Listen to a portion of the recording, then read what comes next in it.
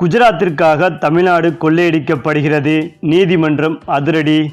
அதாவது நெல்லை அரசு மருத்துவமனையில் தமிழ்நாடு சட்டப்பேரவைத் தலைவர் அப்பாவு செய்தியாளர்களை சந்தித்து பேசினார்.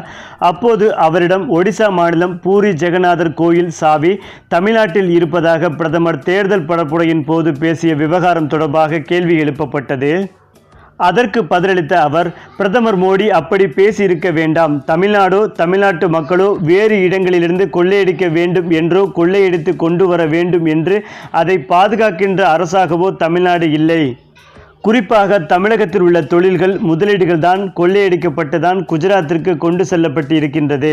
தூத்துக்குடி துறைமுகத்தில் பருப்பு இறக்குமதி செய்யப்பட்டு பல்லாயிரம் பேர் வேலைவாய்ப்பு பெற்றனர். தற்போது பருப்பு இறக்குமதி செய்யும் வாய்ப்பை தூத்துக்குடி துறைமுகத்திலிருந்து மறுக்கப்பட்டு குஜராத் மாநிலம் அதானி துறைமுகத்திற்கு வழங்கப்பட்டுள்ளது. அதேபோல் கோயம்புத்தூரில் உள்ள தொழிற்சாலைகளுக்கு கடும் நெருக்கடி கொடுக்கப்பட்டு உள்ளாக்கப்பட்டு குஜராத்திற்கு கொண்டு செல்லப்பட்டுள்ளது. 22 முதலாளிகளுக்கு 16 லட்சம் கோடி கடன் ரத்து செய்யப்பட்டுள்ளது. இதில் ஒருவர் கூட தமிழ்நாட்டை சேர்ந்தவர் கிடையாது. மேலும் தமிழ்நாட்டைச் சேர்ந்த ஒரு தொழிலதிபருக்கு கூட ₹1 கூட கடன் தள்ளுபடி செய்யவில்லை. விவசாயிகளுக்கு மாணவர்களுக்கு கடன் தள்ளுபடி செய்யப்படவில்லை. கடன் தள்ளுபடி செய்து பயனற்ற 22 பேரும் குஜராத்தை சேர்ந்தவர்கள். வங்கிகள் தொழில்கள் கொள்ளையடித்து குஜராத்திற்கு கொண்டு சென்றுள்ளது.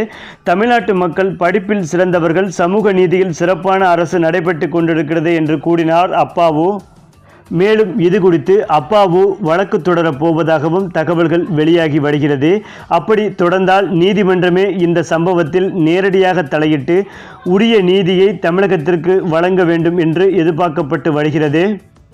அது மட்டுமில்லாமல் பாஜக மீது அடுத்தடுத்து வரும் மிகப்பெரிய புகார்கள் பிரதமர் மோடிக்கான நெருக்கடியை அதிகரித்து வருகிறது.